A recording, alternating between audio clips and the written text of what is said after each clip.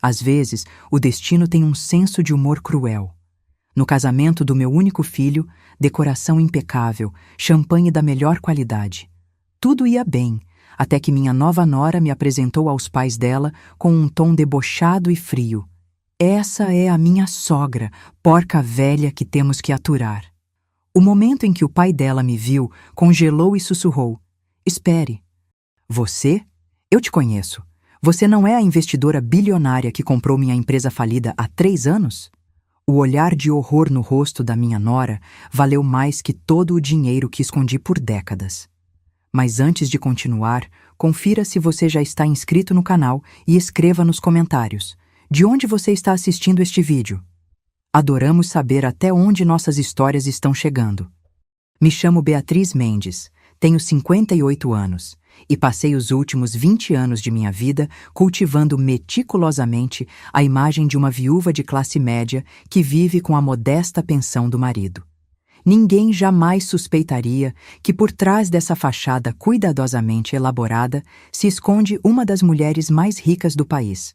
O casamento de Lucas, meu filho de 31 anos, foi realizado numa vinícola deslumbrante. Carla, minha nova nora, havia insistido no local. Afinal, seus pais eram pessoas importantes, que não aceitariam nada menos que perfeição. Durante todo o relacionamento, ela me tratou com uma condescendência mal disfarçada, sempre fazendo comentários sobre como eu deveria aproveitar melhor minha aposentadoria, oferecendo-se para ajudar financeiramente quando eu precisasse. Escolhi meu visual com cuidado. Um vestido azul marinho simples de uma loja de departamentos, brincos de pérola discretos, uma maquiagem suave. Observei a cerimônia com o coração partido, não pela união, mas por ver meu filho gravitando para uma família que claramente o valorizava apenas por suas perspectivas futuras. Foi durante o coquetel que tudo mudou. Carla me conduziu até seus pais, Henrique e Marcela Vasconcelos, com um sorriso forçado. Mamãe e papai, esta é Beatriz, a mãe do Lucas, ela disse, como quem apresenta um objeto curioso encontrado na rua. O rosto de Henrique se contorceu em uma expressão de reconhecimento quando nossos olhos se encontraram. Ele empalideceu, como se tivesse visto um fantasma. Beatriz Mendes, você não é a representante do fundo de investimentos que adquiriu o Grupo Vasconcelos há 3 anos? O silêncio que se seguiu foi ensurdecedor. Carla olhava do pai para mim, incrédula. Marcela segurou o colar de diamantes como se procurasse apoio. E eu? Eu apenas sorri serenamente. Receio que esteja me confundindo com outra pessoa, Sr. Vasconcelos. Mas nós dois sabíamos a verdade. Eu era exatamente quem ele pensava. A mulher que 3 anos atrás sentou silenciosamente na ponta de uma mesa de reunião enquanto meus advogados negociavam a compra de sua empresa falida por 600 milhões de reais. A mesma empresa que ele quase destruiu com sua gestão desastrosa. O que ninguém sabia, nem mesmo meu próprio filho, é que minha vida modesta era apenas uma cuidadosa ilusão. Tudo começou quando Arnaldo, meu falecido marido, desenvolveu uma tecnologia revolucionária para baterias de celular em 2005. Éramos 2 engenheiros de uma pequena empresa em São José dos Campos. Quando vendemos a patente por 30 milhões, decidimos manter a notícia em segredo. Investimos meticulosamente aquele dinheiro. Primeiro em ações conservadoras, depois em startups promissoras, imóveis estratégicos e empresas de tecnologia. Quando Arnaldo faleceu há 7 anos, nosso patrimônio já ultrapassava 2 bilhões de reais. E continuou crescendo sob minha administração discreta. O irônico é que enquanto Carla me olhava com desdém, presumindo que eu precisava da generosidade dela, eu era a investidora anônima que salvou a empresa do pai dela da falência total. Tenho certeza que estou certo, insistiu Henrique com os olhos fixos em mim. Aquela sala de reuniões na Faria Lima, você estava lá. Vi o pânico crescendo no rosto de Carla. Sua perfeita narrativa estava desmoronando. Ela havia passado meses me tratando como uma velha insignificante que precisava da caridade da família dela. E agora? Sr. Vasconcelos, talvez devêssemos conversar em particular mais tarde. Respondi calmamente, tomando um gole de champanhe. Este é o dia do casamento do meu filho, afinal. Saí discretamente daquela conversa, sentindo o peso de olhares confusos nas minhas costas. Enquanto observava os convidados dançando, percebi que meu segredo, cuidadosamente guardado por 20 anos, havia sido exposto. A pergunta agora era: o que eu faria a respeito? E mais importante, como isso afetaria meu relacionamento com meu filho, que não fazia ideia de quem sua mãe realmente era? 3 dias depois do casamento, Lucas apareceu na porta do meu apartamento às 7 da manhã. Seu rosto demonstrava cansaço, como se não tivesse dormido direito desde a festa. Mãe, precisamos conversar, ele disse, entrando sem esperar convite. Preparei café enquanto o observava andar de um lado para outro na minha pequena sala.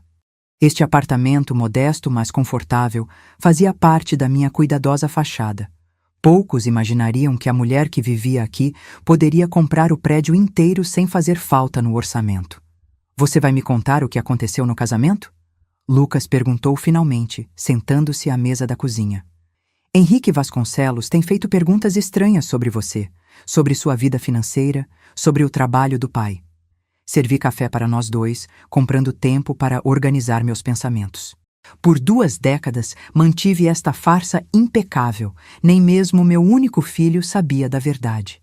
Como explicar que enquanto ele trabalhava 60 horas por semana para conseguir uma promoção, eu poderia comprar a empresa dele sem nem perceber a diferença na minha conta bancária? Lucas, comecei, escolhendo cuidadosamente minhas palavras. Há coisas sobre a minha vida, sobre a nossa família, que nunca te contei. Que tipo de coisas? A tensão em sua voz era palpável. Naquele momento, meu telefone vibrou. Era uma mensagem de Carla. Beatriz, precisamos conversar. Eu e Lucas gostaríamos de almoçar com você hoje. Mostrei a mensagem para Lucas, cujo rosto demonstrou surpresa genuína. Você sabe do que se trata? Tenho minhas suspeitas, respondi. Quase imediatamente, o telefone dele tocou. Carla, é claro. Oi, amor, ele atendeu. Sua expressão mudava enquanto ouvia. Sim, estou com ela agora. Almoço? Claro, acho que podemos. Quando desligou, parecia ainda mais confuso. Carla quer que almoçamos juntos no La Vita. Disse que tem assuntos familiares importantes para discutir. O La Vita era o restaurante mais caro da cidade. Uma escolha calculada, sem dúvida. Lucas, eu disse suavemente, antes de encontrarmos com sua esposa, preciso te contar algo importante. Ele se sentou, sua expressão uma mistura de preocupação e curiosidade. Estou ouvindo. Quando seu pai desenvolveu o sistema de gerenciamento de energia para baterias, não recebemos apenas uma boa compensação, como sempre te dissemos. Quanto vocês receberam? Ele perguntou diretamente. Respirei fundo. 30 milhões. Seus olhos se arregalaram. Milhões? Mas como? Por que nunca me contaram? Foi uma decisão que tomamos juntos, seu pai e eu. Queríamos que você construísse sua própria vida, seu próprio caminho, sem a sombra de dinheiro fácil. E quanto vocês têm agora? Hesitei. A verdade completa seria de mais de uma só vez. Mais, muito mais. Investimos bem. Lucas passou as mãos pelo rosto, absorvendo a informação. Então, quando o pai de Carla pensou te reconhecer, ele estava certo. 3 anos atrás, adquiri o Grupo Vasconcelos através de uma holding que criei especificamente para esse propósito.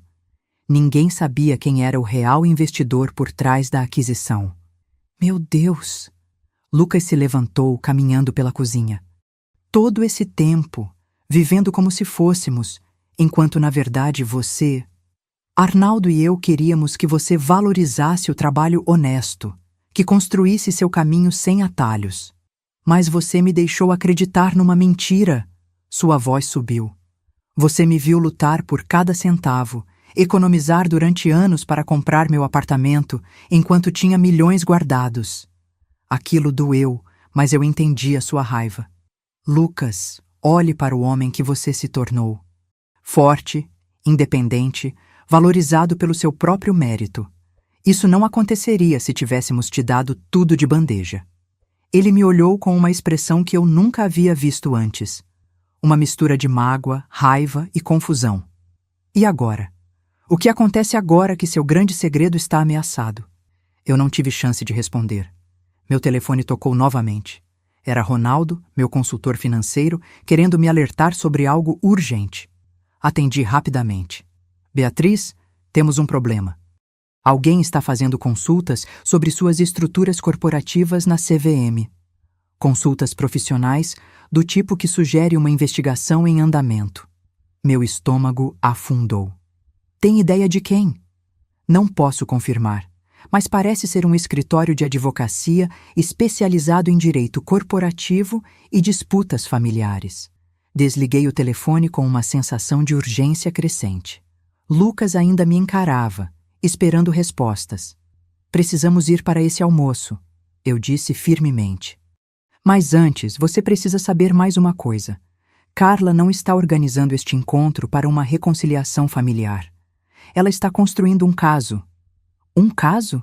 Que tipo de caso? Do tipo que ameaça tudo o que construí nos últimos 20 anos, e possivelmente seu futuro também. Ele franziu a testa. Por que meu futuro estaria ameaçado? Porque se vier a público que sua mãe é uma bilionária que escondeu sua fortuna por décadas, como você acha que seus colegas de trabalho vão reagir? Cada promoção que você conquistou será questionada. Cada mérito será atribuído ao dinheiro da família, não ao seu talento. Vi a compreensão se formando em seus olhos. A verdade estava começando a se revelar em todas suas complicadas camadas. Então o que fazemos? Ele perguntou finalmente. Vamos ouvir o que sua esposa tem a dizer, respondi pegando minha bolsa. E então decidiremos como proceder. Enquanto nos preparávamos para sair, percebi que a vida cuidadosamente controlada que eu havia construído estava prestes a se transformar em algo irreconhecível. A pergunta era: eu conseguiria proteger meu filho no processo? O Lavita estava praticamente vazio quando chegamos, exceto por uma mesa no canto mais afastado, onde Carla já nos esperava. Mesmo de longe, pude perceber que ela havia se produzido meticulosamente para este encontro. Cabelo impecável, maquiagem perfeita, usando um conjunto de grife que eu reconheci de uma recente revista de moda. Lucas, querido. Beatriz. Ela se levantou para nos receber, seu sorriso não alcançando os olhos.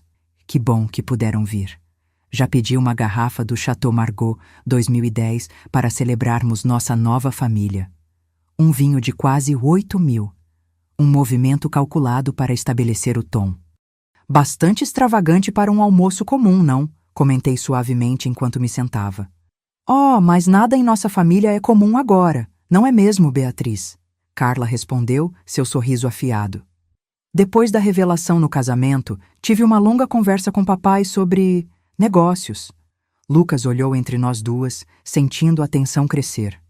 Carla, podemos pular as indiretas e ir direto ao ponto? Ele pediu. Ela ignorou o marido, mantendo o olhar fixo em mim enquanto servia o vinho em taças de cristal. Sabe, Beatriz, estudei administração na FGV. Sempre me fascinei por estruturas corporativas complexas, holdings e investidores anônimos. Ela tomou um pequeno gole, saboreando não apenas o vinho, mas o momento. Papai me contou detalhes interessantes sobre a aquisição do Grupo Vasconcelos. Aparentemente, o comprador foi extraordinariamente discreto. Mantive minha expressão neutra. Isso é comum em grandes negociações. Sem dúvida. Ela inclinou-se levemente para a frente. O mais curioso é que papai se lembra claramente de uma mulher na reunião final. Uma mulher que mal falou, deixando os advogados conduzirem tudo. Ele disse que ela tinha uma presença distinta. Calma, observadora, usando um conjunto azul marinho muito parecido com o que você usou no nosso casamento. Lucas estava ficando visivelmente desconfortável, olhando para mim com perguntas nos olhos. Carla pegou seu celular, deslizou o dedo pela tela e então o virou para nós. Era uma foto de jornal de 3 anos atrás, mostrando a assinatura do acordo de compra do Grupo Vasconcelos. Na extremidade da imagem, parcialmente visível, estava uma mulher de conjunto azul marinho. A qualidade não é das melhores, ela disse com falsa casualidade. Mas a postura, o corte de cabelo... São incrivelmente parecidos com os seus, Beatriz. O silêncio que se seguiu foi denso. Lucas estudava a imagem com crescente reconhecimento. Que coincidência curiosa, respondi finalmente. Não é? O sorriso de Carla agora tinha uma qualidade predatória. Assim como é coincidência que papai tenha perdido o controle da empresa justo quando estava prestes a me promover à diretoria. Ou que a investidora misteriosa tenha desaparecido completamente após a aquisição, como se preferisse permanecer anônima. Lucas pousou a taça com força na mesa. Carla, aonde você quer chegar com isso? Estou apenas tentando entender nossa nova dinâmica familiar. Seus olhos nunca deixaram os meus. Afinal, se minha sogra é quem eu penso que é, isso muda tudo sobre nosso futuro. Percebi então que não havia mais como manter a farsa. Carla havia conectado os pontos e estava claramente preparando o terreno para algum tipo de negociação ou confronto. Lucas, falei calmamente. Sua esposa parece acreditar que sou algum tipo de magnata secreta. E você não é? Carla desafiou. Olhei para meu filho, vendo a confusão e a dor em seus olhos. Ele merecia a verdade, mesmo que isso mudasse para sempre a maneira como ele me via. A tecnologia que seu pai desenvolveu foi mais valiosa do que deixamos você acreditar, admiti. Investimos bem o dinheiro ao longo dos anos. Quanto? Lucas perguntou diretamente. Tomei um gole de vinho, ganhando tempo. O suficiente para comprar empresas como o Grupo Vasconcelos quando identifico potencial mal administrado. Carla emitiu um som que era quase um riso de triunfo. Então você admite? Foi você quem comprou a empresa do meu pai? Adquiri uma empresa promissora que estava sendo afundada por má gestão e dívidas impagáveis, respondi calmamente, e a transformei em algo lucrativo novamente. Essa empresa era minha herança, Carla sibilou, abandonando toda a pretensão de civilidade. Eu estava sendo preparada para assumir a direção quando você apareceu com seus advogados e seu dinheiro misterioso. Lucas parecia atordoado.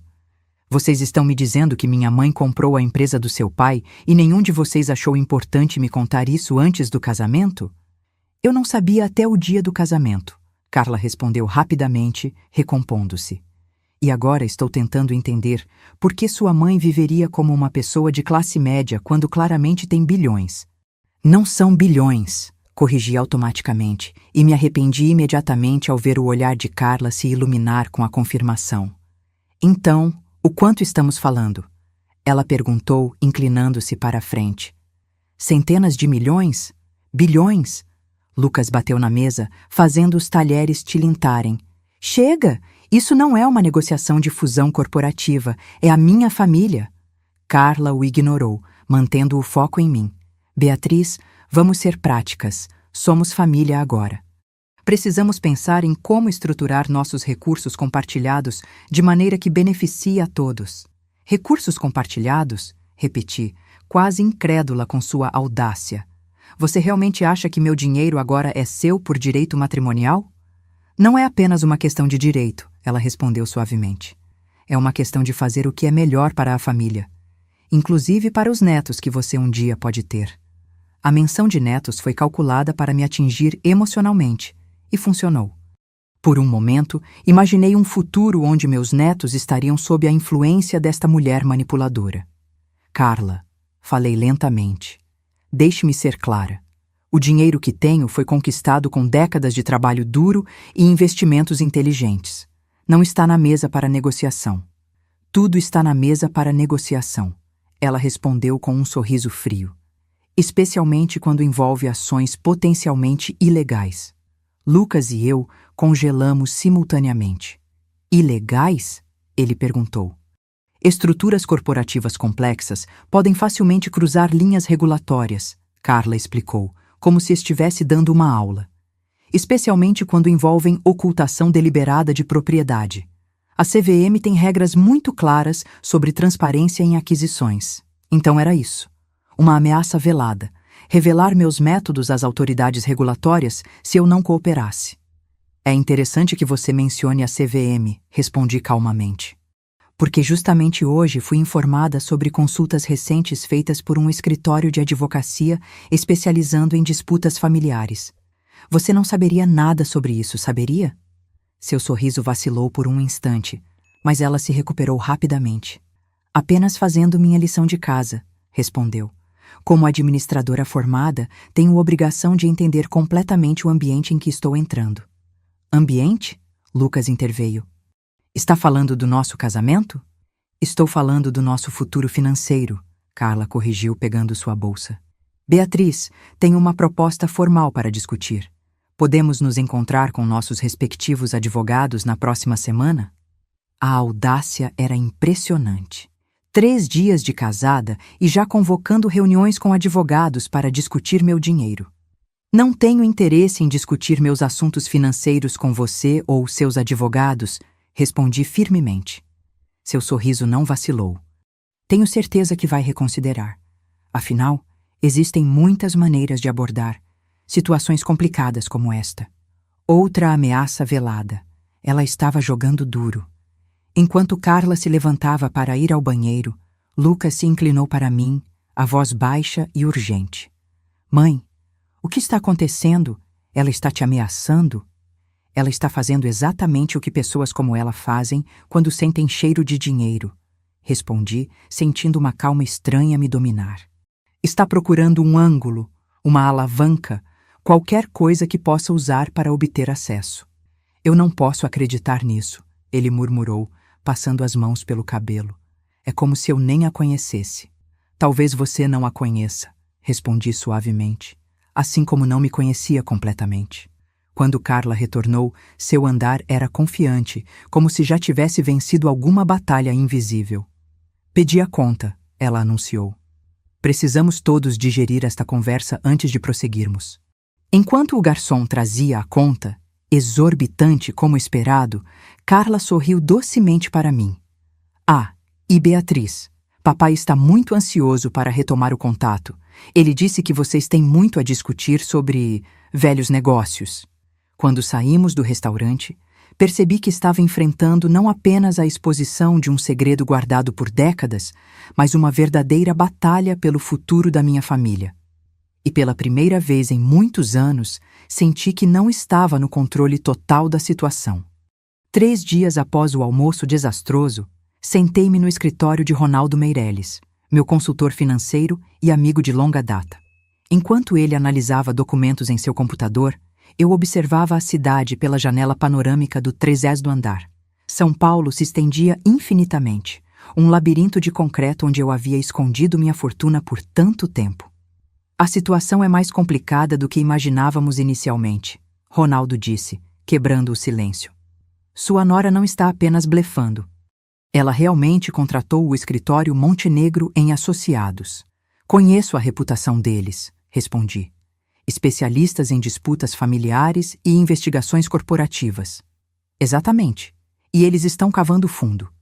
Ele girou o monitor para me mostrar uma série de consultas feitas à CVM.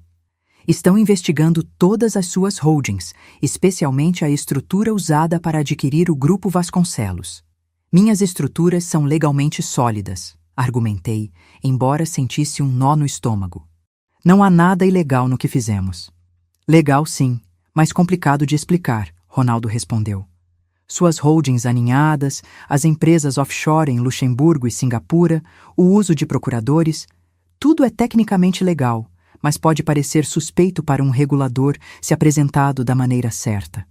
Ou da maneira errada, murmurei. Exatamente. E eles estão buscando qualquer irregularidade, por menor que seja.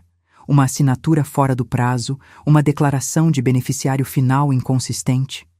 Qualquer coisa que possa iniciar uma investigação. Qual é o objetivo final dela? Perguntei, embora já imaginasse a resposta. Considerando o padrão de consultas, diria que está construindo alavancagem para uma negociação. Ronaldo abriu outro arquivo. Mas isso não é tudo. Também descobrimos algo sobre a família Vasconcelos que você deveria saber. Ele me mostrou uma série de documentos financeiros. À medida que analisava os números, a imagem se tornava clara e surpreendente. Eles estão praticamente falidos? Perguntei incrédula. Tecnicamente, não ainda, mas estão muito perto disso. Ronaldo apontou para diversos empréstimos e hipotecas. A mansão dos Vasconcelos está hipotecada em 85% de seu valor.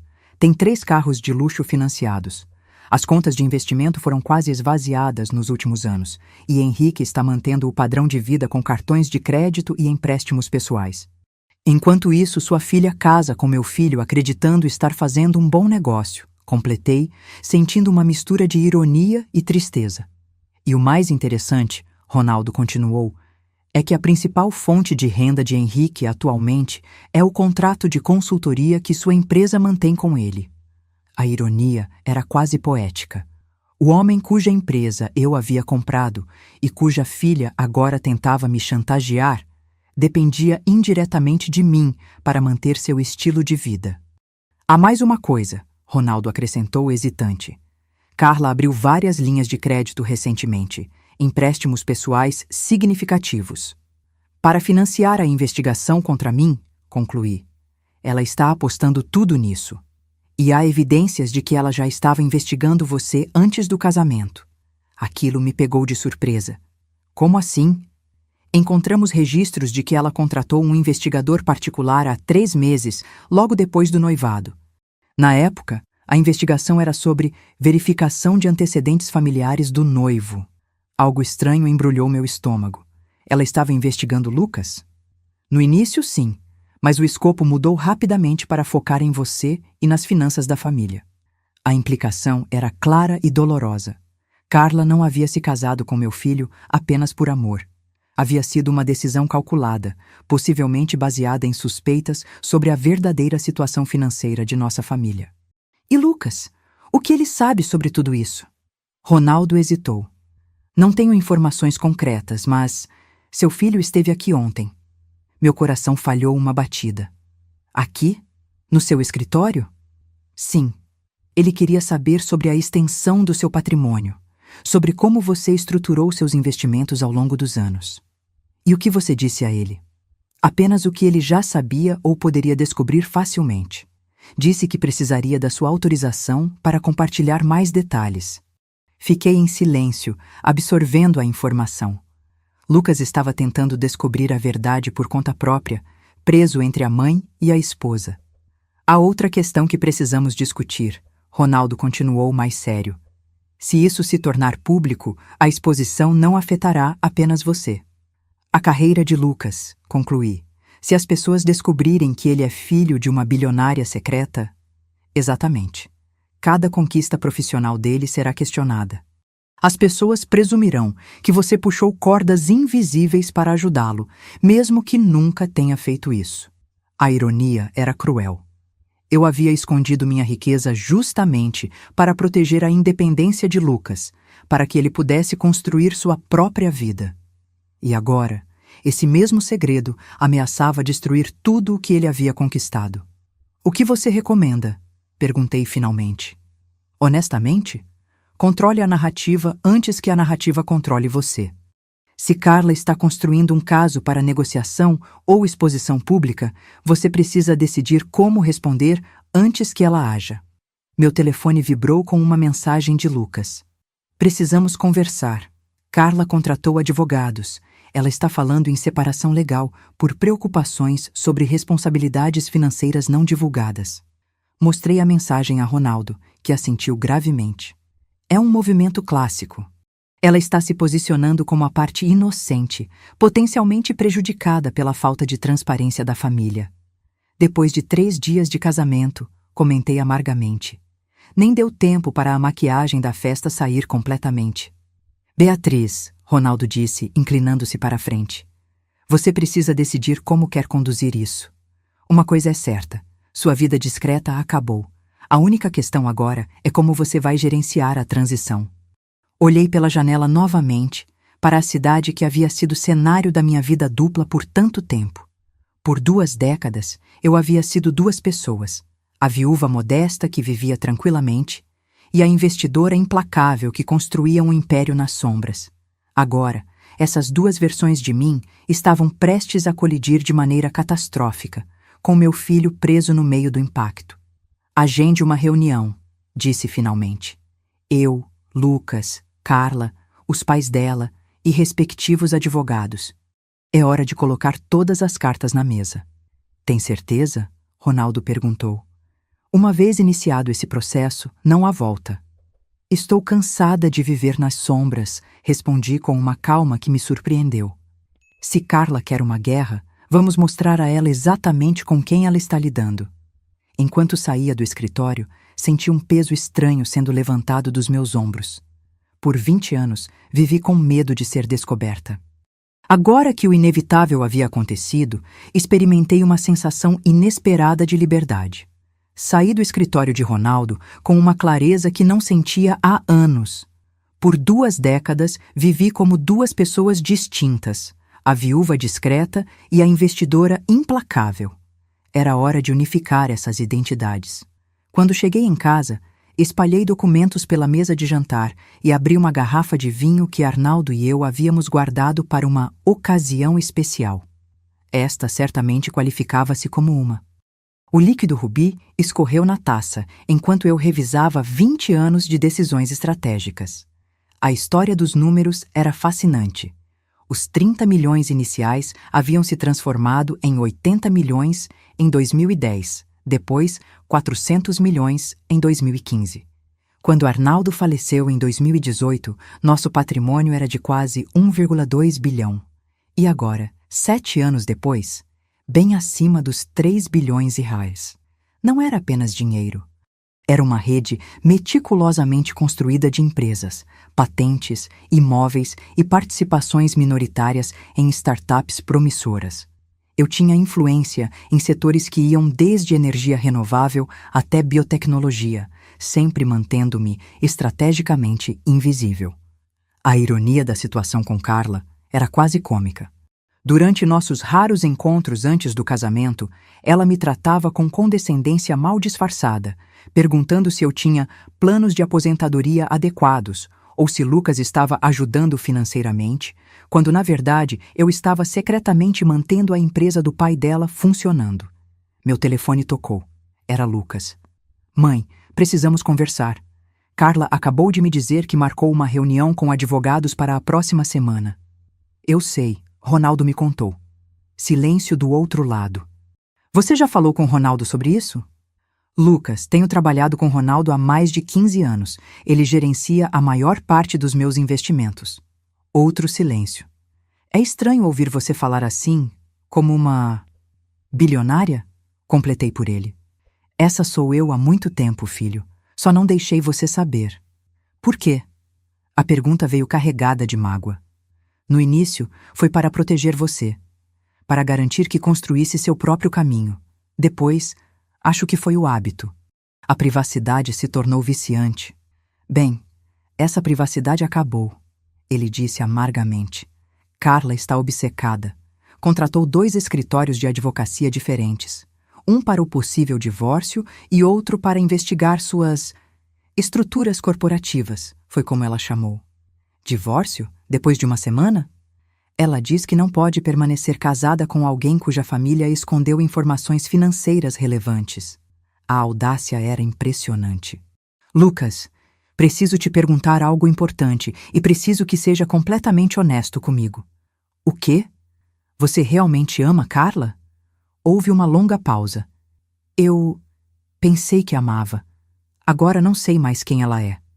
Ela disse algo sobre os pais dela precisarem de dinheiro? Sobre dificuldades financeiras? Não exatamente, mas... Ele hesitou.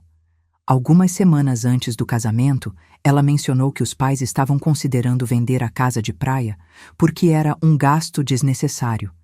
Ela parecia bastante preocupada. Outro indício. Carla provavelmente sabia da situação financeira precária dos pais e via no casamento uma solução. Lucas, vou te contar algo que descobrimos. A situação financeira dos Vasconcelos é muito pior do que aparenta. Eles estão afundados em dívidas, mantendo as aparências com empréstimos. Como você sabe disso? Eu investigo pessoas antes de fazer negócios com elas. É parte do que me manteve bem-sucedida. Ouvirei um suspiro pesado. Isso é loucura. Tenho a sensação de que não conheço ninguém nessa história. Nem você, Nem Carla, nem meus sogros. Sei que é difícil processar tudo isso, mas precisamos estar preparados para a reunião da próxima semana. Qual é seu plano? Sorri, embora ele não pudesse me ver. Acredito que já é hora de mostrar exatamente quem é Beatriz Mendes. Passei os próximos dias preparando-me meticulosamente para a reunião. Consultei não apenas Ronaldo, mas também Teresa Campos, minha advogada há mais de uma década. Juntos, desenvolvemos uma estratégia abrangente para lidar com as ameaças de Carla. Na véspera da reunião, Lucas apareceu no meu apartamento. Parecia exausto, com olheiras profundas e uma expressão que misturava confusão e determinação. "Posso entrar?" perguntou, embora já estivesse no corredor. "Claro." Ele caminhou diretamente para a janela, olhando para a cidade antes de se virar para mim. "Preciso entender algumas coisas antes de entrarmos naquela sala amanhã." "O que quer saber?" "Tudo. Quero saber tudo, sem mais segredos." Assenti e indiquei o sofá. Nos sentamos frente a frente, como estranhos tentando se reconectar. "Quando seu pai desenvolveu o sistema de gerenciamento de energia, já éramos casados há 8 anos, comecei. Trabalhávamos na mesma empresa de tecnologia, mas em departamentos diferentes. Ele no desenvolvimento, eu na engenharia estrutural." Lucas assentiu, ouvindo atentamente. "A tecnologia revolucionou a eficiência energética dos dispositivos móveis. Foi quando os smartphones estavam apenas começando, mas Arnaldo previu o futuro. Dispositivos cada vez menores, precisando de baterias cada vez mais eficientes. E vocês venderam a patente por 30 milhões. Exato. O comprador foi uma multinacional americana. No mesmo dia que assinamos o contrato, seu pai e eu sentamos e discutimos o que isso significaria para nossa família. Especialmente para você. Por que não me contaram?" Hesitei, buscando as palavras certas. "Lucas, nós dois viemos de famílias de classe média. Trabalhamos duro por tudo que conquistamos. Vimos muitos colegas receberem heranças ou dinheiro fácil e se perderem. Não queríamos isso para você." "Então mentiram."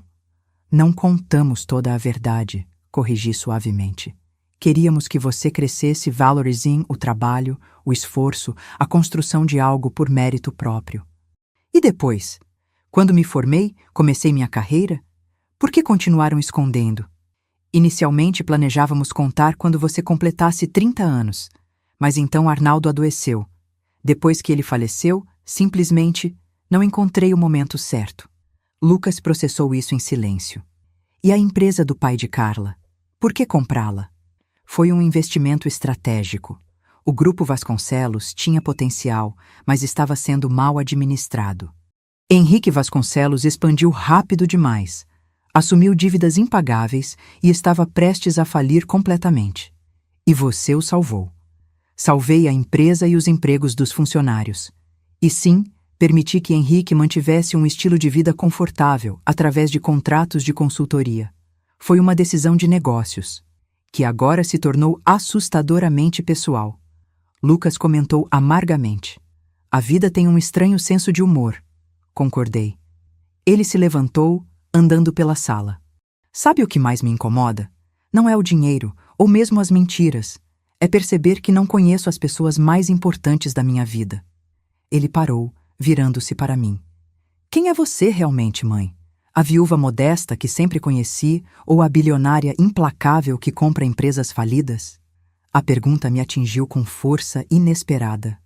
"Sou as duas", respondi honestamente. "A mulher que te criou, que ama jardinagem e livros de mistério, que chora com filmes românticos, essa sou eu. A investidora estratégica que construiu um império financeiro nas sombras, também sou eu. Nunca fingi minhas emoções ou valores, Lucas. Apenas omiti o tamanho da minha conta bancária." Ele considerou isso por um momento. "E quanto a Carla? Quem é ela realmente?" "Isso", respondi suavemente, "é algo que você precisará descobrir por si mesmo amanhã." A sala de reuniões no escritório de Ronaldo era imponente. Paredes de vidro, vista para a cidade e uma mesa de madeira maciça que acomodava confortavelmente 10 pessoas. Cheguei 20 minutos antes do horário marcado, acompanhada por Ronaldo e Teresa. "Está pronta?" Teresa perguntou, arrumando seus documentos. Mais do que nunca, respondi. Lucas chegou pouco depois, sozinho e visivelmente tenso. Nossos olhares se encontraram e percebi que ele havia tomado uma decisão, embora eu não soubesse qual. Às 10 horas em ponto, a secretária anunciou a chegada dos demais participantes. Carla entrou primeiro, impecável em um terno executivo cinza, seguida por seus pais e um homem de meia-idade que imediatamente reconheci como Gustavo Montenegro, um dos advogados corporativos mais agressivos de São Paulo. Bom dia a todos, Ronaldo começou, assumindo o papel de anfitrião. Creio que todos sabem por que estamos aqui. Estamos aqui porque fomos enganados. Carla respondeu imediatamente, seu tom profissional mais afiado. Minha família entrou em uma união que foi baseada em informações incompletas e potencialmente enganosas. Teresa levantou uma sobrancelha. Interessante escolha de palavras, Sra. Vasconcelos, considerando as circunstâncias. Quais circunstâncias? Perguntou Henrique Vasconcelos, claramente desconfortável. Vamos estabelecer alguns fatos básicos, propus calmamente. Para começar, sim, sou significativamente mais rica do que permiti que a maioria das pessoas soubesse. Tenho investimentos diversificados que incluem, entre outras coisas, a propriedade indireta do Grupo Vasconcelos. Henrique empalideceu visivelmente, enquanto Marcela Vasconcelos ajustava nervosamente seu colar de pérolas. Isso não é apenas sobre dinheiro, Carla interveio. É sobre confiança e transparência. Valores fundamentais para qualquer família. Lucas, que havia permanecido em silêncio, finalmente falou. Falando em transparência, Carla, por que não conta a todos quando exatamente você começou a investigar minha família? A pergunta pegou-a de surpresa. Do que você está falando? Ronaldo deslizou uma pasta pela mesa. Temos aqui registros de que você contratou a Argos Investigações 3 meses antes do casamento, inicialmente para investigar Lucas, mas o foco rapidamente mudou para Beatriz e as finanças da família. O silêncio que se seguiu foi ensurdecedor. Carla olhou para seu advogado, que discretamente sinalizou para ela se acalmar. Investigações pré-nupciais são bastante comuns. Montenegro interveio suavemente. Especialmente em famílias com patrimônio considerável. Exceto que, até onde todos sabiam, nossa família não tinha patrimônio considerável, Lucas rebateu. Então, por que investigar, Carla? Ela hesitou apenas um segundo. Tive suspeitas, algumas inconsistências que notei. Que tipo de inconsistências? Perguntei genuinamente curiosa. Pequenos detalhes. A qualidade do relógio antigo de Arnaldo que Lucas usa ocasionalmente. Um Patek Philippe que custa mais do que um apartamento pequeno. O fato de que você nunca parece preocupada com dinheiro, mesmo vivendo de uma suposta pensão modesta. A maneira como você fala sobre investimentos com uma compreensão que vai além do hobby ocasional. Fiquei impressionada. Carla era mais observadora do que eu havia lhe dado crédito. E então, ela continuou, recuperando a compostura, descobri através do meu pai que a compradora anônima da empresa dele tinha uma assistente que se parecia notavelmente com você. Eu não era assistente, corrigi automaticamente. Era a principal investidora.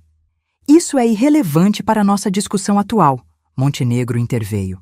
O ponto é que existem sérias preocupações sobre a falta de transparência financeira que podem ter implicações legais.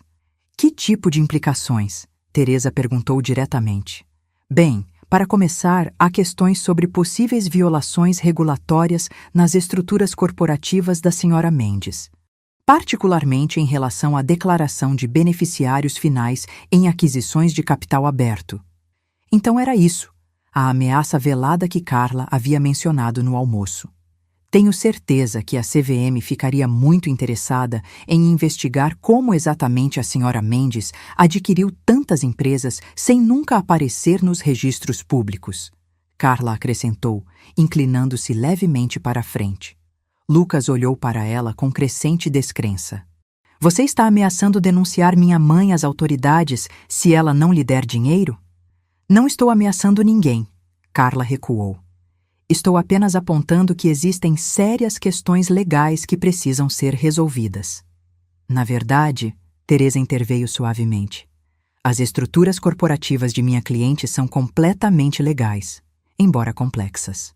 Usamos procuradores, holdings aninhadas e outras estratégias perfeitamente legítimas para manter a privacidade, mas sempre cumprindo todas as regulamentações aplicáveis. Isso seria para um tribunal decidir, Montenegro respondeu com um sorriso frio. Henrique Vasconcelos, que parecia cada vez mais desconfortável, finalmente falou. Talvez possamos resolver isso de forma amigável. Afinal, somos família agora. Exatamente o que eu estava pensando, concordei, pegando minha pasta. Tenho uma proposta que pode resolver esta situação de maneira adequada para todos. Abri a pasta e deslizei cópias de um documento para cada pessoa na mesa. O que é isso? Perguntou Carla, olhando para o papel. Uma oferta, respondi simplesmente. 10 milhões. Em troca, você assina um acordo de confidencialidade e nunca mais entra em contato com Lucas ou comigo. A sala ficou em absoluto silêncio. Lucas olhou para mim com surpresa. Montenegro estudava o documento cuidadosamente e os pais de Carla trocaram olhares rápidos. Você está me oferecendo dinheiro para desaparecer? Carla perguntou lentamente. Estou oferecendo uma resolução limpa para uma situação que claramente não vai funcionar. Respondi calmamente. Você se casou com meu filho acreditando estar fazendo um bom negócio financeiro. Agora que descobriu que o negócio é melhor do que imaginava, está tentando renegociar os termos usando ameaças veladas como alavanca. Estou simplesmente oferecendo um atalho. Isso é absurdo, ela protestou, mas notei como seus olhos voltavam ao valor no papel. Eu me casei com Lucas porque o amo. Lucas riu sem humor. É por isso que você contratou um investigador particular antes mesmo do casamento? É por isso que está falando em separação legal depois de uma semana? É por isso que contratou um dos advogados corporativos mais agressivos de São Paulo para esta reunião? Carla olhou para ele, depois para mim, depois para o documento à sua frente. Pude ver os cálculos acontecendo por trás de seus olhos. Este valor é insuficiente considerando as circunstâncias, ela finalmente disse, revelando suas verdadeiras intenções. Montenegro colocou uma mão sobre o braço dela, sinalizando para que parasse de falar, mas era tarde demais. A verdade estava exposta. Qual valor seria suficiente, Carla? Lucas perguntou com voz baixa. Quanto custa exatamente a sua integridade? Antes que ela pudesse responder, coloquei outro documento na mesa.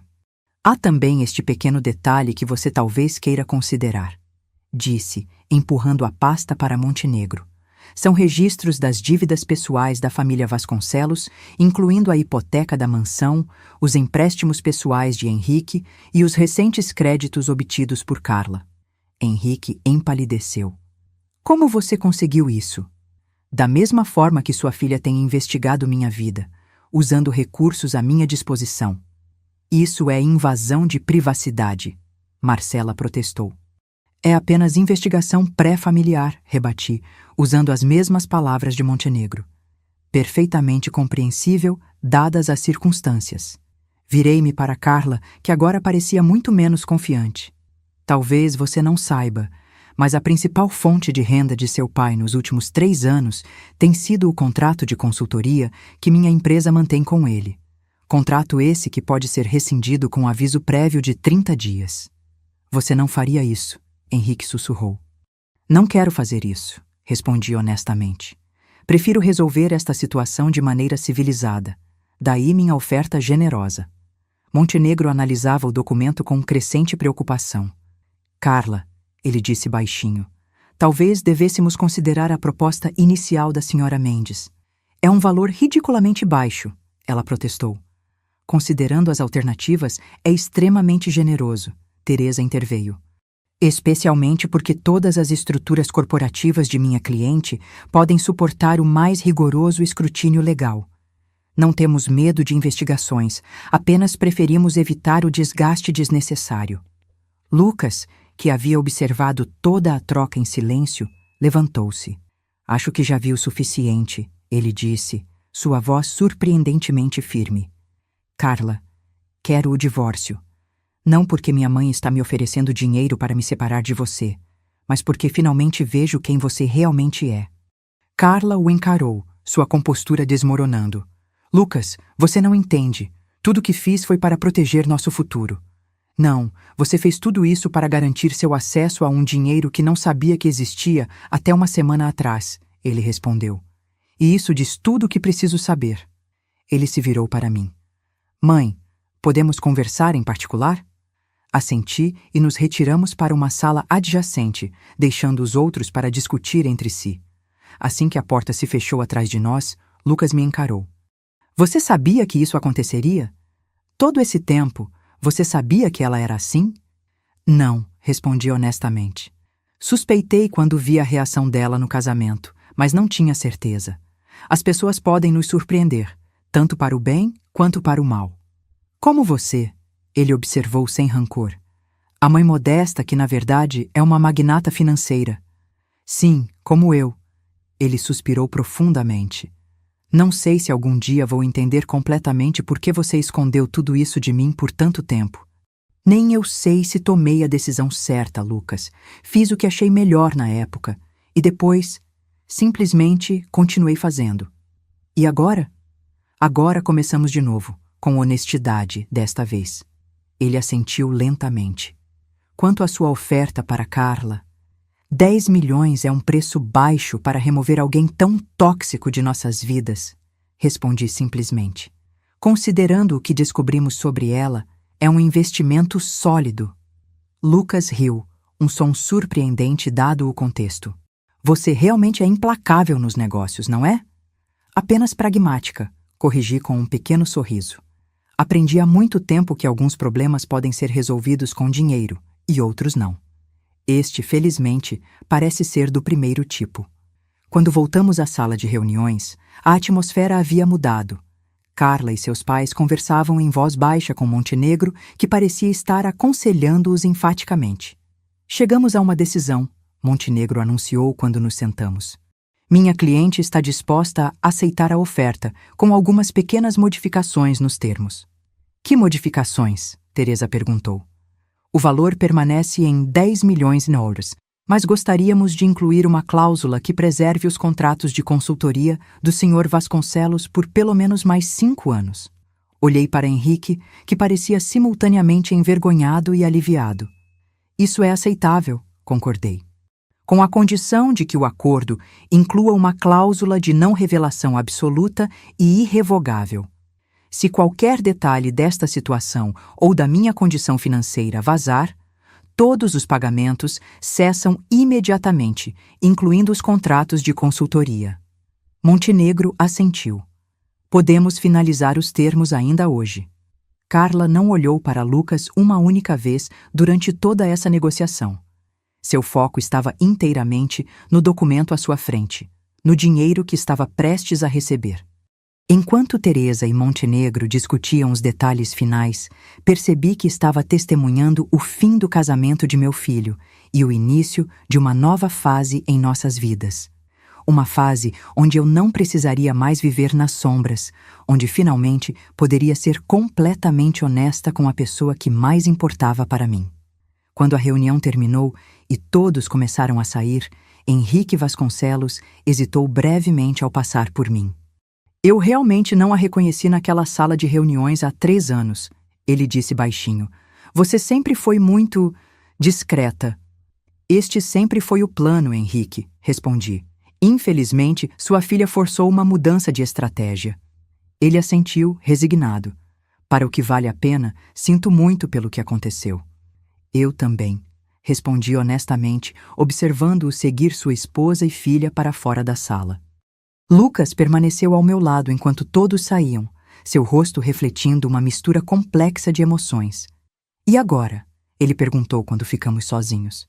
Agora? Respondi, sentindo um estranho alívio. Começamos a descobrir quem realmente somos quando não estamos mais escondendo nada. 1 ano pode mudar tudo. 365 dias após aquela reunião fatídica, eu me encontrava em uma situação completamente diferente, física e emocionalmente. O divórcio de Lucas e Carla foi finalizado em tempo recorde. Com 10 milhões de dólares em sua conta bancária, ela desapareceu para Miami, postando ocasionalmente fotos de iates e festas exclusivas em suas redes sociais, sempre cuidadosamente editadas para esconder o vazio por trás da fachada glamurosa. Henrique Vasconcelos manteve seu contrato de consultoria, embora raramente aparecesse nos escritórios. Pelo que ouvi, ele e Marcela conseguiram reestruturar suas finanças o suficiente para manter a mansão, embora tenham vendido discretamente várias propriedades secundárias e alguns dos carros mais ostensivos. Quanto a mim, vendi meu modesto apartamento no centro da cidade, o símbolo de minha antiga vida de discrição, e comprei uma casa espaçosa nos arredores de São Paulo. Nada extravagante ou chamativo, apenas confortável o suficiente para refletir quem eu realmente era. Uma mulher que apreciava espaço para seus livros, um jardim para suas plantas e um escritório adequado para continuar gerenciando seus investimentos. A maior mudança, no entanto, não foi física, mas relacional. Lucas e eu embarcamos em uma jornada de reconstrução que exigiu honestidade brutal e paciência infinita de ambos os lados. Ainda tenho dificuldade em conciliar as duas imagens de você, ele me disse durante um de nossos jantares semanais, 6 meses após o divórcio. A mãe que conheci toda a minha vida e a CEO implacável que compra empresas falidas. Ambas são partes de mim, respondi simplesmente. Sempre foram. Apenas mantive uma delas oculta. Aos poucos compartilhei com ele os detalhes do império financeiro que Arnaldo e eu havíamos construído. As decisões estratégicas, os riscos calculados, os ocasionais fracassos e os frequentes sucessos. Lucas escutava com crescente fascínio, não pelo dinheiro em si, mas pelo processo, pela mentalidade necessária para construir algo tão substancial nas sombras. Você deveria escrever um livro, ele brincou uma noite. A bilionária invisível. Como construir um império sem que ninguém percebesse. Ri da ideia, mas havia algo nela que ressoou comigo. Não o livro em si, mas o conceito de emergir das sombras, de finalmente permitir que o mundo visse quem eu realmente era. Foi isso que me levou à minha próxima grande decisão. Após consultar Lucas e meus assessores, decidi criar a Fundação Arnaldo Mendes, dedicada a apoiar jovens engenheiros com ideias inovadoras, especialmente de comunidades carentes. A fundação ofereceria não apenas capital semente, mas também mentoria e infraestrutura para desenvolver e patentear novas tecnologias. Papai teria adorado isso, Lucas comentou quando apresentei a ideia. Ele sempre dizia que o Brasil tinha talentos brilhantes que nunca chegavam a se desenvolver por falta de oportunidades. Exatamente. Pense em quantos Arnaldos existem por aí com ideias revolucionárias trancadas na mente porque não têm 5.000 réis para construir um protótipo. No dia do lançamento oficial da fundação, fiz minha primeira aparição pública como a pessoa que realmente era. Não houve grande fanfarra ou anúncios bombásticos. Apenas um pequeno evento com estudantes de engenharia, professores universitários e alguns jornalistas selecionados. A senhora Mendes tem evitado os holofotes por décadas, observou uma repórter do Caderno de Economia. O que a fez mudar de ideia agora? Digamos que aprendi que há momentos em que o anonimato serve a um propósito e momentos em que a visibilidade pode gerar mais impacto positivo, respondi. Este projeto exige visibilidade para inspirar outros a participarem. Enquanto isso, Lucas também passou por suas próprias transformações. Inicialmente, ele temeu que a revelação sobre a riqueza familiar afetaria sua carreira, mas ocorreu o oposto. Seu chefe, ao descobrir que ele era filho de uma bilionária e mesmo assim continuava trabalhando diligentemente e construindo sua própria carreira, desenvolveu ainda mais respeito por ele. Ele me disse que muitos herdeiros nunca teriam se dado ao trabalho de construir algo próprio, Lucas me contou, ainda surpreso com a reação. Aparentemente, meu comprometimento com o crescimento pessoal, apesar das circunstâncias, me torna um candidato ainda melhor para a promoção. Sorri ao ouvir isso. Viu? O plano funcionou, apenas de uma maneira que não prevíamos. Uma tarde, cerca de 1 ano após toda a saga começar, Lucas apareceu na minha casa com uma expressão que eu não via há muito tempo, um misto de nervosismo e entusiasmo. Tenho novidades, ele anunciou, aceitando a xícara de chá que ofereci. Conheci alguém. Meu coração saltou, tanto de alegria quanto de apreensão. Me conte sobre ela. Ela se chama Ana. É arquiteta. Trabalha principalmente com projetos sustentáveis. Ele sorriu, um sorriso genuíno que atingia seus olhos. Conheci ela em uma palestra sobre materiais renováveis. Ela parece interessante, comentei, genuinamente curiosa. Ela é diferente. Quando mencionei que minha mãe era investidora, ela perguntou em que tipo de empresas você investe. Não pelo valor, mas porque ela só sai com pessoas cujas famílias têm valores éticos alinhados aos dela. Ri da ironia. Ela se preocupa se investimos em combustíveis fósseis ou armas, não se temos 1 ou 10 bilhões. Exatamente, ele confirmou. Passei no primeiro teste ao mencionar a Fundação Arnaldo Mendes. Aparentemente, investir em jovens engenheiros de comunidades carentes é aceitavelmente progressista, segundo os padrões dela. Ela me parece intrigante, admiti. Quando vou conhecê-la? Sobre isso, ele hesitou. Gostaria de convidá-la para jantar aqui no próximo fim de semana, mas tenho um pedido. Qual? Pode ser apenas você? Não a investidora bilionária, não a fundadora da Fundação Arnaldo Mendes. Apenas minha mãe que adora jardinagem e livros de mistério. Olhei para ele, compreendendo imediatamente o que pedia.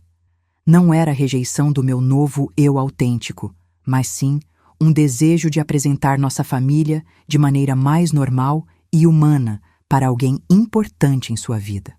Claro, respondi com um sorriso. Nada de planilhas financeiras ou discussões sobre aquisições hostis durante o jantar. Ele relaxou visivelmente. Obrigado. Ela é especial. Não quero que se sinta intimidada antes de realmente te conhecer. No sábado seguinte, preparei um jantar simples, mas delicioso.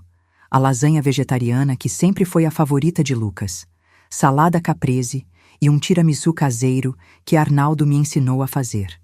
Vesti-me de maneira casual, elegante, nada ostensivo. Enquanto ajeitava as flores da mesa, percebi como me sentia curiosamente leve. Por quase 20 anos, cada interação social havia sido cuidadosamente coreografada. Cada comentário, cada item de vestuário, cada detalhe de meu apartamento, tudo calibrado para reforçar a imagem da viúva modesta, nem muito pobre, nem muito rica. Era exaustivo, percebi agora, viver constantemente consciente da impressão que estava criando. A campainha tocou às 7 em ponto. Respirei fundo e abri a porta para meu filho e a mulher que claramente havia trazido um brilho de volta aos olhos dele. Ana era diferente de Carla em todos os aspectos possíveis. Cabelos escuros e cacheados presos em um coque despretensioso, óculos de armação simples, vestido de algodão estampado e botas baixas que pareciam escolhidas mais pela praticidade do que pelo visual. Carregava um pequeno vaso de suculentas. Para a sua casa, ela disse, me entregando o presente com um sorriso sincero. Lucas mencionou que você gosta de plantas. Obrigada, Ana. É adorável. Convidei-os a entrar, notando como Ana observava cada detalhe da casa com um olhar apreciativo, mas não calculista. Seu jardim é magnífico, ela comentou enquanto caminhávamos para a sala. Aquelas hortênsias azuis são difíceis de cultivar neste clima. Foram anos de tentativa e erro, admiti. E muito composto caseiro. O jantar fluiu com uma naturalidade surpreendente. Ana era eloquente e apaixonada ao falar sobre arquitetura sustentável, contando com entusiasmo sobre um projeto recente para uma escola rural que utilizava apenas materiais locais e técnicas de baixo impacto ambiental. O mais gratificante foi ver as crianças se envolvendo no processo, ela explicou. Elas ajudaram a construir as paredes de taipa, aprendendo técnicas tradicionais que provavelmente teriam sido perdidas em outra geração.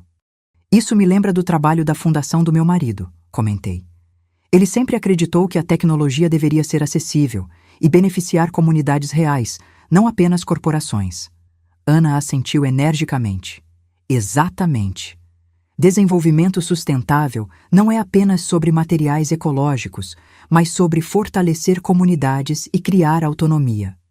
Em nenhum momento ela perguntou sobre minhas finanças ou fez comentários sobre minha casa, exceto para elogiar os aspectos que genuinamente admirava, como as prateleiras de livros ou o jardim. Após o jantar, enquanto Lucas ajudava a servir o café, Ana parou diante de uma fotografia na estante. Arnaldo e eu, jovens, em nossa primeira viagem internacional, sorrindo em frente à Torre Eiffel. "Vocês parecem tão felizes aqui", ela comentou suavemente. "Éramos", confirmei, sentindo a familiar mistura de saudade e gratidão que sempre acompanhava memórias de Arnaldo. Aquela foi nossa primeira grande aventura juntos. Lucas fala muito sobre o pai. Parece ter sido um homem extraordinário. Ele era, concordei. Não pelos motivos que as pessoas normalmente consideram extraordinários. Não era famoso ou incrivelmente rico na época. Era extraordinário em sua curiosidade infindável, sua ética de trabalho e sua capacidade de enxergar potencial onde outros viam apenas problemas. Como a tecnologia de bateria que ele desenvolveu. Exatamente. Todos estavam focados em fazer baterias maiores. Arnaldo percebeu que o verdadeiro problema era a eficiência energética. Ana sorriu. Agora vejo de onde Lucas herdou sua forma de pensar. Ele sempre aborda os problemas de ângulos que ninguém mais considera. Enquanto a observava interagir com meu filho, notei a facilidade entre eles, o respeito mútuo, as pequenas gentilezas espontâneas. Era tão diferente da dinâmica calculada que existia entre Lucas e Carla, onde cada gesto parecia uma transação, cada elogio uma moeda em um banco invisível de favores futuros. Mais tarde, depois que eles saíram, sentei-me no jardim com uma taça de vinho, contemplando as estrelas visíveis entre as nuvens passageiras. Pensei em todas as decisões que me trouxeram até aquele momento. Algumas planejadas meticulosamente, outras forçadas por circunstâncias imprevistas. Havia perdido tanto tempo vivendo nas sombras, protegendo um segredo que, no final das contas, não precisava ser guardado com tanto zelo. O que teria acontecido se Arnaldo e eu tivéssemos simplesmente sido honestos desde o início? Se tivéssemos ensinado Lucas sobre dinheiro, privilégio e responsabilidade de maneira direta, em vez de esconder completamente nossa situação financeira? Talvez ele teria se tornado uma pessoa diferente, mais indulgente, menos determinado. Ou talvez tivesse desenvolvido uma compreensão mais saudável de riqueza como uma ferramenta, não como uma medida de valor pessoal. Impossível saber agora. O passado estava escrito, com todas suas complicações e consequências. O que importava era o que faríamos a partir dali. Nos meses que se seguiram, observei com alegria o relacionamento de Lucas e Ana florescer. Ela era exatamente o oposto de Carla, desinteressada em status ou riqueza, apaixonada por seu trabalho e genuinamente preocupada com o bem-estar das pessoas ao seu redor. Eventualmente, Ana descobriu a verdadeira extensão da minha situação financeira. Não por investigação ou suspeita, mas porque precisei cancelar um almoço para lidar com uma aquisição significativa que exigia minha atenção imediata. "Sua mãe comprou uma fabricante de painéis solares?" Ela perguntou a Lucas posteriormente, mais intrigada do que chocada. "É uma longa história", ele respondeu, olhando para mim em busca de orientação. "Uma história que estou pronta para compartilhar", completei, "se você estiver interessada em ouvir." E assim, numa tarde de domingo, contei a Ana toda a história. A patente de Arnaldo, nossa decisão de manter o dinheiro em segredo, os anos construindo um império invisível, até a revelação dramática no casamento de Lucas e tudo que se seguiu. Em vez de julgamento ou espanto, Ana ouviu com compreensão reflexiva, fazendo perguntas ocasionais que demonstravam um interesse genuíno, não no dinheiro em si, mas no impacto psicológico de viver uma vida dupla por tanto tempo. "Deve ter sido exaustivo", ela comentou quando terminei. "Manter uma fachada assim por décadas." "Era", admiti, mais do que eu percebia na época. Tornou-se tão natural que eu nem questionava mais. E agora, como é viver sem esse segredo? Refleti por um momento. Libertador, assustador às vezes. Como aprender a andar novamente após usar muletas por muito tempo. Ela assentiu, compreendendo perfeitamente a metáfora. Acho que todos temos nossas muletas emocionais. Apenas variamos na escala. Foi naquele momento que entendi por que Lucas havia se apaixonado por ela. Não era apenas sua inteligência ou beleza natural, mas sua capacidade de ver além das circunstâncias para a humanidade subjacente. No primeiro aniversário da Fundação Arnaldo Mendes, organizamos uma cerimônia de premiação para os 10 projetos mais promissores desenvolvidos pelos jovens engenheiros que havíamos patrocinado. O evento foi realizado em um espaço simples, mas elegante, com foco nos inventores e suas criações, não na filantropa por trás deles. Entre os vencedores estava uma jovem de 19 anos de uma comunidade periférica de Salvador, que havia desenvolvido um sistema de purificação de água utilizando materiais reciclados e energia solar. Outro era um rapaz de 22 anos do interior de Minas Gerais, que criou um método de fortificação de tijolos ecológicos utilizando resíduos agrícolas que normalmente seriam descartados. Observando aqueles jovens talentosos apresentarem suas inovações, senti uma emoção que não esperava, um tipo de orgulho maternal que se estendia muito além do meu único filho biológico. De certa forma, cada um deles carregava um pouco do espírito de Arnaldo, a mesma curiosidade insaciável, a mesma determinação para resolver problemas reais. Após a cerimônia, Lucas se aproximou, acompanhado por Ana. "Tenho algo para te contar", ele disse, um sorriso mal contido no rosto. Estendeu a mão de Ana, onde um delicado anel de noivado brilhava. Pedimos sua bênção. As lágrimas vieram antes que eu pudesse controlá-las. Abracei os dois, palavras momentaneamente impossíveis. "Isso é um sim?" Lucas brincou, sua própria voz embargada. "É o sim mais entusiasmado que você já receberá", consegui dizer finalmente. Mais tarde naquela noite, em casa, encontrei um pequeno pacote sobre minha cama. Dentro havia uma moldura simples, contendo uma foto que não reconheci imediatamente. Olhando mais de perto, percebi que era uma imagem antiga, digitalizada e restaurada. Arnaldo e eu no dia em que ele finalizou o protótipo de seu sistema de gerenciamento de energia. Estávamos em nosso pequeno laboratório improvisado, exaustos, mas radiantes, abraçados diante de uma mesa coberta de circuitos e diagramas. Um bilhete acompanhava a imagem, na caligrafia de Lucas. "Mamãe, encontrei esta foto nos arquivos do papai enquanto procurava materiais para o museu da fundação. Acho que ele gostaria que você a tivesse. Este é o momento onde tudo começou. Não apenas a fortuna, mas a jornada extraordinária que nos trouxe até aqui. Obrigado por finalmente me permitir conhecer esta parte de vocês. Com amor, Lucas." Sentei na beira da cama, segurando a foto como se fosse um tesouro frágil. Aquele momento capturado no tempo, antes do dinheiro, antes da fama, antes das complicações, era a essência de quem éramos. 2 engenheiros apaixonados por resolver problemas, trabalhando lado a lado, sonhando com possibilidades. O dinheiro havia mudado tantas coisas em nossas vidas. Havia criado oportunidades inimagináveis, mas também armadilhas inesperadas. Havia testado relacionamentos, exposto verdadeiras intenções e forçado decisões difíceis. Mas olhando para aquela fotografia, entendi uma verdade fundamental. O dinheiro apenas amplificava quem já éramos.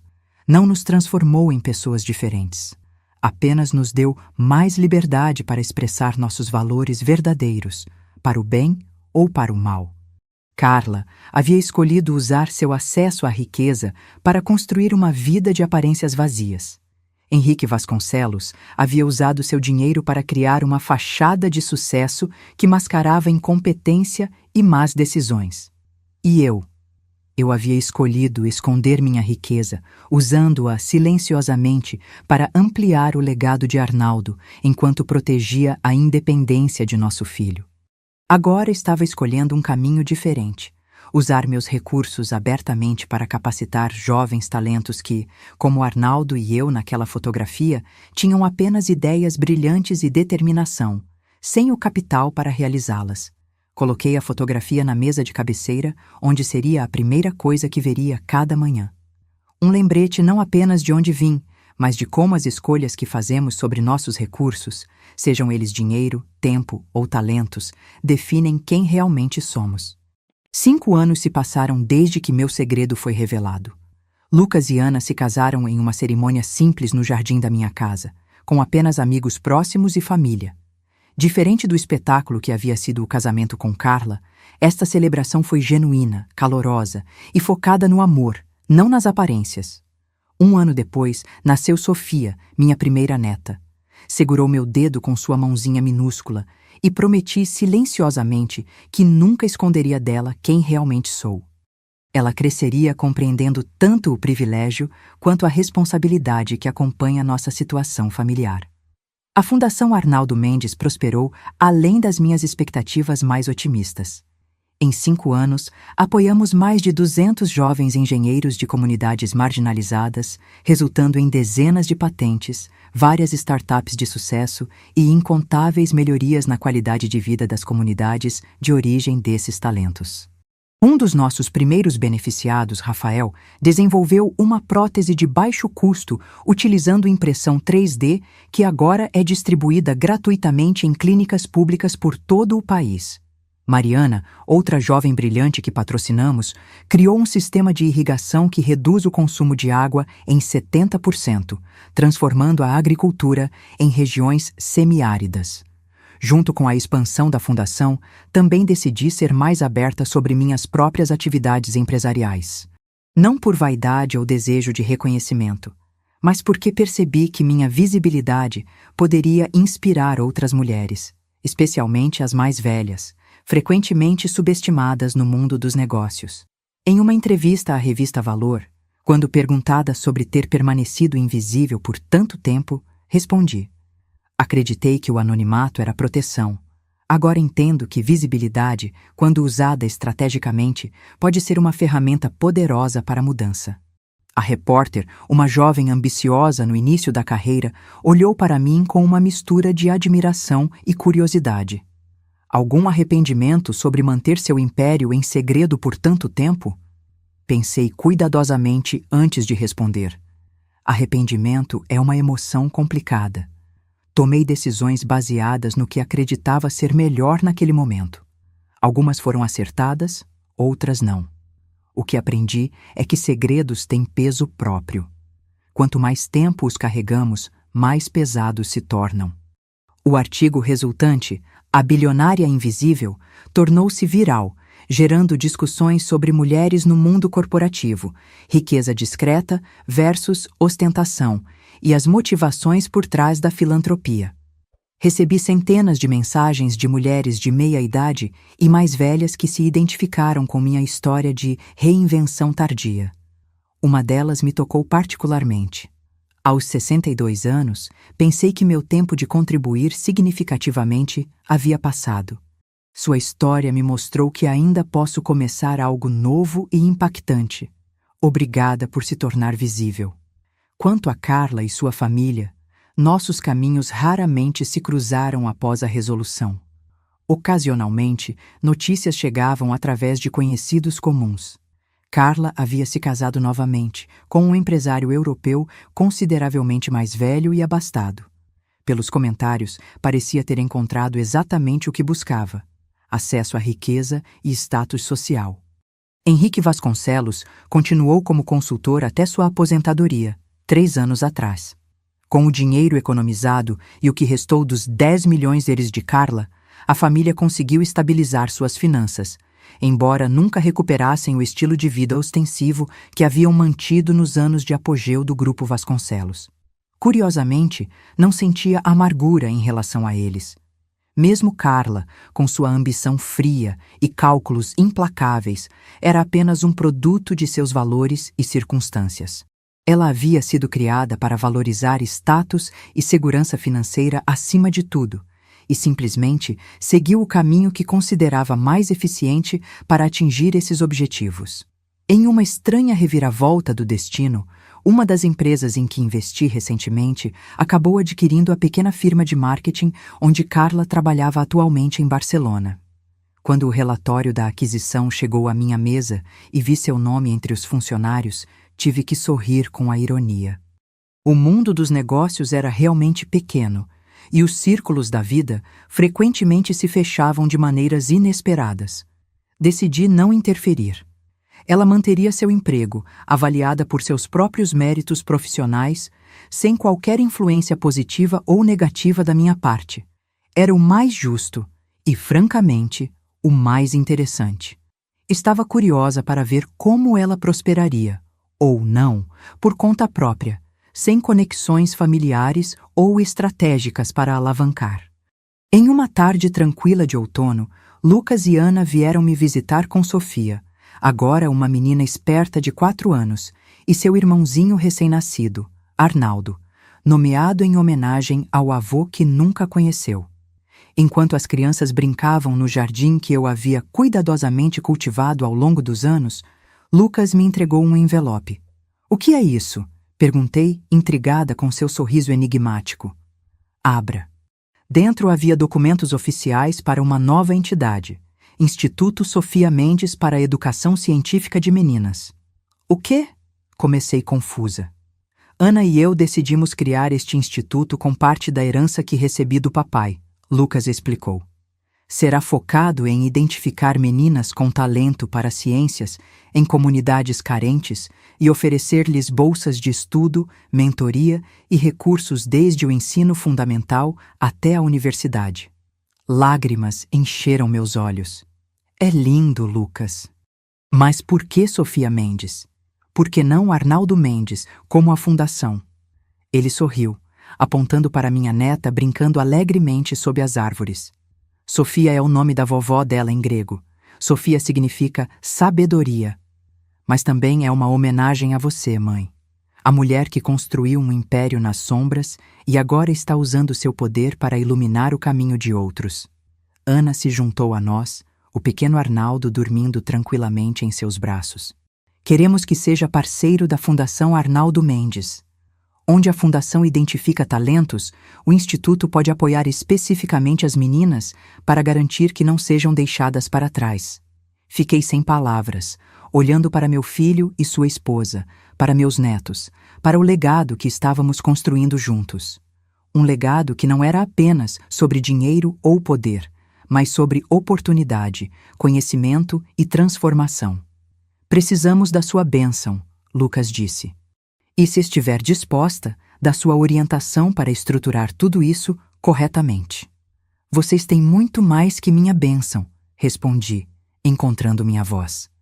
"Tem meu coração, minha experiência e tudo que aprendi em 2 décadas construindo coisas nas sombras e na luz." Naquela noite, depois que todos foram embora, sentei-me em meu escritório pessoal, cercada pelos símbolos de minha jornada. Na parede estava emoldurada a primeira patente de Arnaldo. Na estante, uma coleção de protótipos criados pelos jovens engenheiros da Fundação. E na mesa, um álbum de fotografias novo, cheio de momentos com meus netos. Abri meu diário, onde havia começado a registrar memórias e reflexões para compartilhar um dia com Sofia e Arnaldo quando fossem mais velhos. Queria que entendessem não apenas os privilégios que herdariam, mas as responsabilidades, as complexidades e as lições que vieram com a jornada de nossa família. "Queridos Sofia e Arnaldo", escrevi. "A verdadeira riqueza não está nas contas bancárias ou empresas. Está nas escolhas que fazemos, no impacto que criamos e no amor que compartilhamos. O dinheiro é apenas uma ferramenta, poderosa, sim, mas neutra em si mesma. O que importa é como escolhemos usá-lo." Olhei para a fotografia de Arnaldo e eu em nosso pequeno laboratório improvisado, tantos anos atrás. Seu avô e eu começamos com nada além de ideias e determinação. A fortuna que construímos foi resultado de trabalho duro, algumas escolhas inteligentes e muita sorte.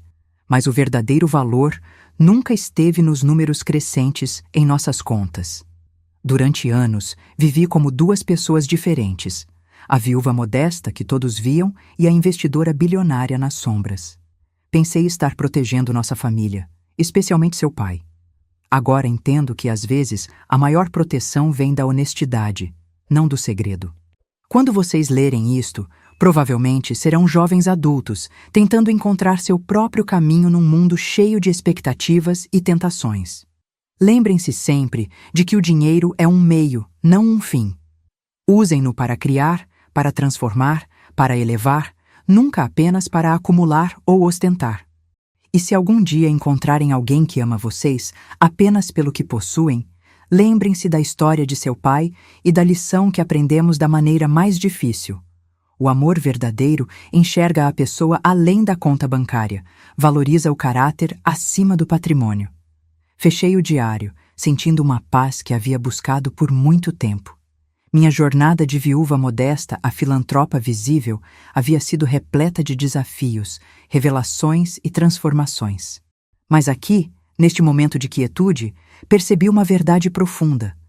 A invisibilidade havia sido minha escolha e minha proteção, mas a visibilidade se tornara minha força e meu legado. Agora que tinha finalmente me permitido ser completamente vista, não apenas como uma mulher rica, mas como uma pessoa complexa com valores, visão e propósito, estava descobrindo um tipo inteiramente novo de liberdade. Não a liberdade das sombras, onde me escondia do julgamento e das expectativas, mas a liberdade da autenticidade, onde cada ação, cada decisão, cada investimento poderia refletir exatamente quem eu realmente era e o mundo que esperava ajudar a construir. A fortuna secreta não era mais secreta, e eu não era mais apenas seu guardião silencioso, mas sua administradora vocal, transformando-a de um império oculto em um legado visível que duraria muito além da minha própria vida. Agora, se você gostou dessa história, já clica nesse próximo vídeo que está aparecendo na tela, porque nele a história de traição e reviravolta como você nunca viu antes.